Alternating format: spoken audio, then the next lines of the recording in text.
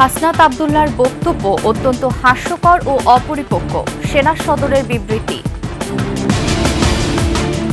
মুন্সিগঞ্জে 1000-এর বেশি পোশাক তৈরির কারখানা, ঈদ সামনে রেখে ব্যস্ত কারিগররা। এবং হামাস, হিজবুল্লাহ ও হুতি দমনের অজুহাত, গাজা, লেবানন ও ইয়েমেনে দফায় দফায় হামলা।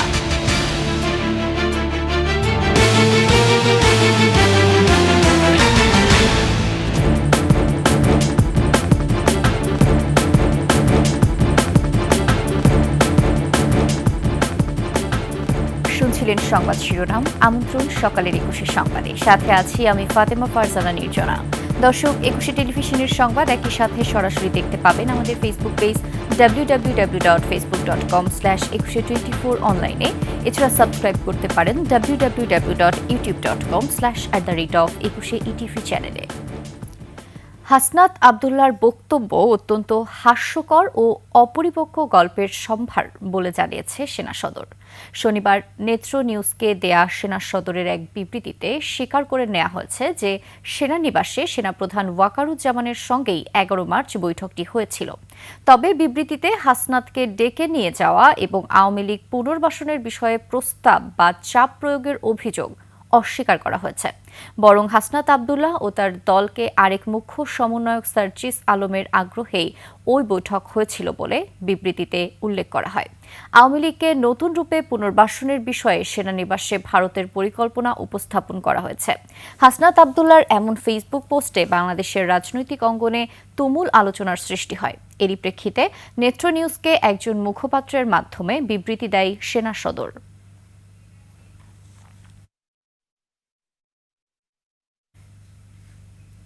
রেডিমেড পোশাক পল্লী হিসেবে খ্যাত মুন্সিগঞ্জের পঞ্চসার, রামপাল ও বজ্রচকিনী, এখানে রয়েছে প্রায় 1000-এর বেশি পোশাক তৈরির কারখানা। ঈদ সামনে রেখে বাহারি ডিজাইনের পোশাক তৈরিতে ব্যস্ত সময় পার করছেন কারিগররা। এবারের রোজার ঈদে 300 কোটি টাকার পোশাক বিক্রির লক্ষ্যমাত্রা নির্ধারণ করা হয়েছে। মুন্সিগঞ্জ প্রতিনিধি সাইফুর রহমান টিটুর তথ্য ছবিতে দেখুন ডেস্ক রিপোর্ট। মুন্সিগঞ্জ সদর উপজেলার রামপাল ইউনিয়নের সিপাহীপাড়া, সুখবাসপুর, পঞ্চসার ইউনিয়নের শাখারীবাজার, তেলের বিল, ভট্টাচার্যের বাঁক ও বজ্রযোগিনী ইউনিয়নের সুখবাসপুর, রামসিংগ্রাম। রোজার ঈদ সামনে রেখে প্রতিটি ঘরেই চলছে বাহারি ডিজাইনের পোশাক তৈরির কাজ। নানা রং ও ডিজাইনের পোশাক তৈরি হচ্ছে কারখানাগুলোতে। এখানকার তৈরি পোশাক ঢাকার সদরঘাট, কেরানীগঞ্জের কালীগঞ্জ ও নারায়ণগঞ্জের বড় বড় পাইকারি মার্কেট হয়ে চলে যাচ্ছে দেশের বিভিন্ন অঞ্চলে। 24 ঘন্টার মধ্যে আমাদের 17-18 ঘন্টা ডিউটি করতে আমাদের সিজন টাইমে মোটামুটি কাজের চাহিদা ভালোই আছে, বাচ্চাকে নিয়ে ভালোই হয়। শ্রমিকেরা অনেক সময় ব্যবসা পরিপূর্ণভাবে করতে পারি না বা হয় না। এই পোশাক পল্লীতে কম্পিউটারাইজড এমব্রয়ডারি মেশিনে করা হচ্ছে নান্দনিক কাজ। কাপড় কাটা, সেলাই ও ডিজাইনে দিনরাত ব্যস্ত সময় পার করছেন কারিগররা। কেউ আবার নিপুণ হাতে করছেন রং বেরঙের লেস ও পুঁতির কাজ। মাল মেটেরিয়াল যা লাগে ইসলামপুর, সদরঘাট, নারায়ণগঞ্জ থেকে আমরা এটি কিনি আর কি। ইন্ডিয়ার ইম্পোর্টের মাল বন্ধ করে দিয়েছে। আগে ইম্পোর্ট আসলো, আমাদের বাংলাদেশের মালটা অনেক কম চলছে। বিগত বছরগুলো থেকে এই বছর একটু চাহিদা একটু বেশি। মুন্সিগঞ্জ বিসিক কর্মকর্তা বলছেন, এই পোশাক পল্লীতে অন্তত 30,000 শ্রমিকের কর্মসংস্থান হয়েছে। এখানে কিছু কিছু এলাকা এমন রয়েছে যে প্রতিটা ঘরে এক একটা মিনি গার্মেন্টস, বিশেষ করে শাখারীবাজার, পঞ্চসার এলাকায় এমন কিছু এলাকা রয়েছে। সেখানে প্রায় সহস্রাধিক শিল্প কারখানা রয়েছে যারা মিনি গার্মেন্টসের সাথে জড়িত। মিনি গার্মেন্টসকে সামনে এগিয়ে নেওয়ার জন্য বিসিক তাদের উন্নত ডিজাইন সরবরাহ, প্রশিক্ষণ প্রদান, ঋণ প্রদান সহ মার্কেটিং ফ্যাসিলিটি সহ যে কোনো ধরনের সুবিধা ফ্যাসিলিটি প্রদান করার জন্য আমরা বেসিক তাদের সাথে আছি। রমজানের ঈদ ঘিরে এখানকার ক্ষুদ্র কারখানাগুলোতে প্রায় 300 কোটি টাকার পোশাক বিক্রির লক্ষ্যমাত্রা নির্ধারণ করা হয়েছে। Masum Alisa, desk report, 21 television. Mymensingh Dhaka 4 lane মহাসড়কের 2 লেন দখল করে বালু বোঝাই ট্রাক দীর্ঘ সময় ধরে দাঁড়িয়ে থাকায় সড়কে সৃষ্টি হচ্ছে যানজট। বাস চালকরা বলছেন, ঈদ সামনে রেখে বালু ট্রাক ও অবৈধ 3 হুইলারের কারণে এই যানজট চরম আকার ধারণ করবে। এসব যানের বিরুদ্ধে আইনগত ব্যবস্থা নেওয়ার কথা বলছে প্রশাসন। ময়মনসিংহ বিভাগীয় প্রতিনিধি আতাউর রহমান জুয়েলের তথ্যচিত্রে দেখুন ডেস্ক রিপোর্ট।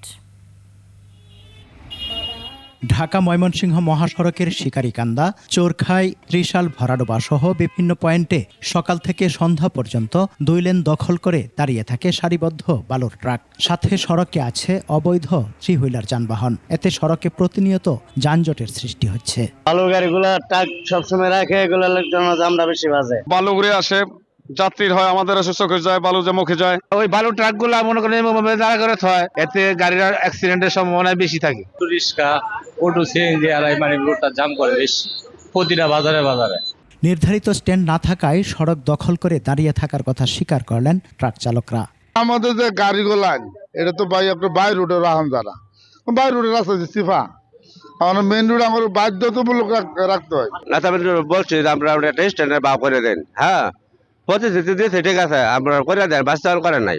বালুর ট্রাক ও 3 হুইলারের বিরুদ্ধে নিয়মিত মামলা দেওয়ার কথা জানান ট্রাফিক পুলিশের এই কর্মকর্তা। আর সড়ক বিভাগের কর্মকর্তারা বলছেন তাদের বিরুদ্ধে আইনগত ব্যবস্থা নেওয়া হবে।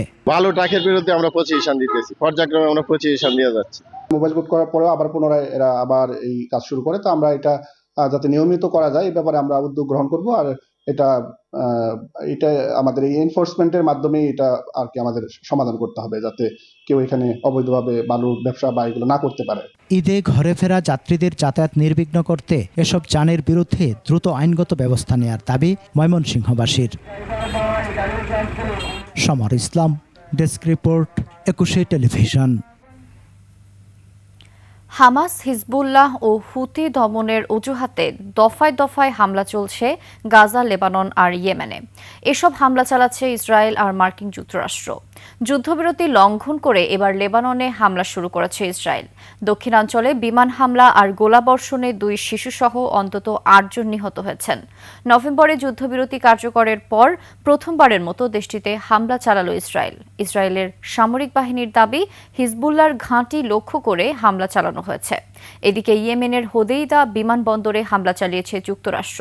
হুতি বিদ্রোহীরা একে আমেরিকার আগ্রাসন বলেছে। এদিকে আন্তর্জাতিক আইন, যুদ্ধবিরতি চুক্তি, আন্তর্জাতিক সম্প্রদায়ের আহ্বান কোনো কিছু আমলে না নিয়েই ফিলিস্তিনের গাজায় নৃশংসতা চালিয়েই যাচ্ছে ইসরায়েল। তারা বলছে হামাসকে নির্মূল করতেই হামলা চলছে।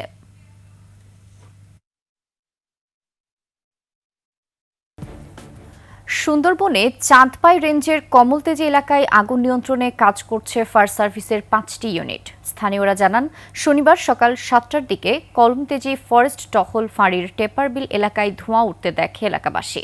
বনের খাল থেকে প্রায় 2.5 কিলোমিটার দূরে আগুনের এই ঘটনা ঘটে। আশেপাশে পানির উৎস না থাকায় রাতে আগুন নিয়ন্ত্রণে আনা সম্ভব হয়নি। আজ সকাল থেকে আবারও আগুন নিয়ন্ত্রণে কাজ শুরু করবেন বনরক্ষীরা। খালে জোয়ার হলে নৌপথে পানির পাম্প বসানো হবে। অগ্নিকাণ্ডের ক্ষয়ক্ষতির পরিমাণ এখনো জানা যায়নি।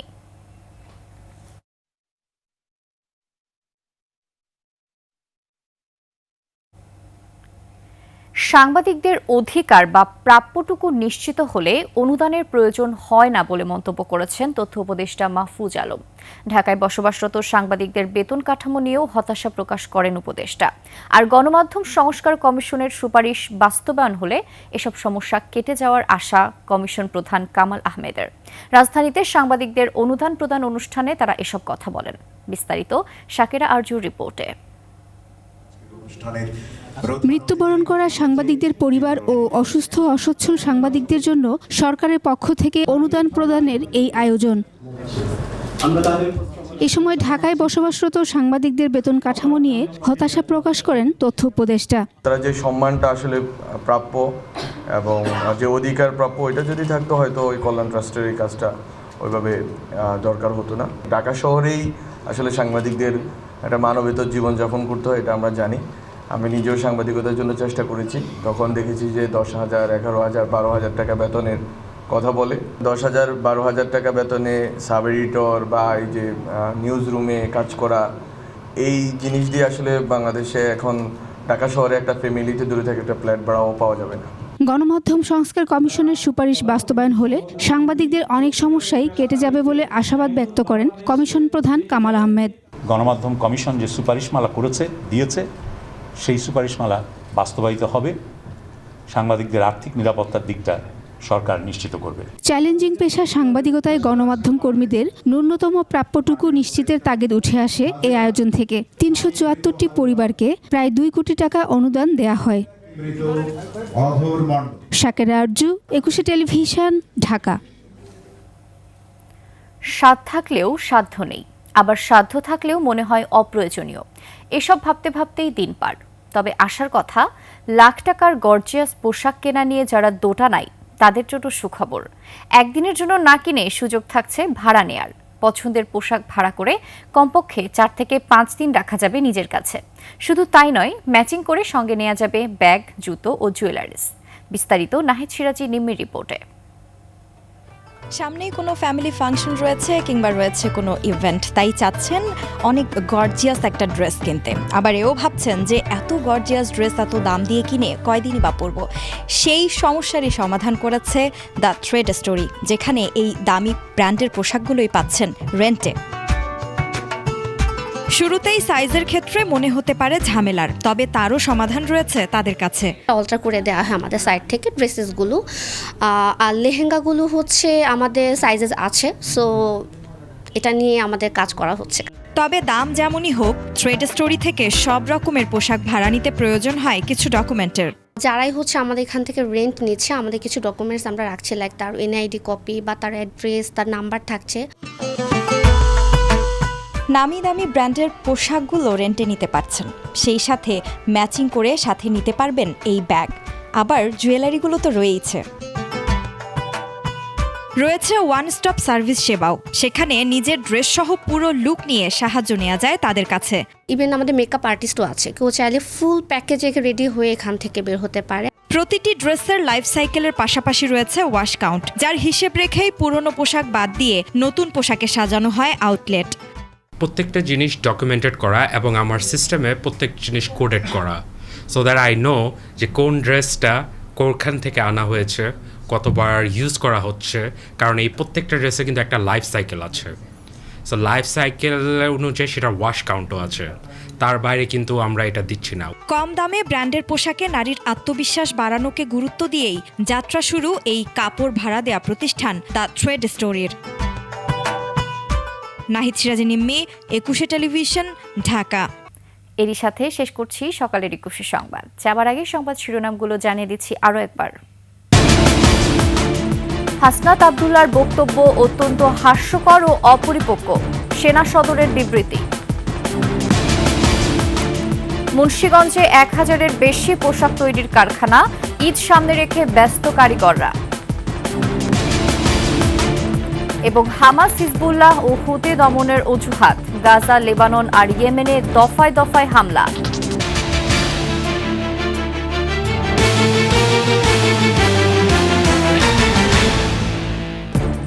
সর্বশেষ সংবাদ জানতে ডায়াল করুন 2021 নাম্বারে আর ভিজিট করুন 21-tv.com ওয়েবসাইটে।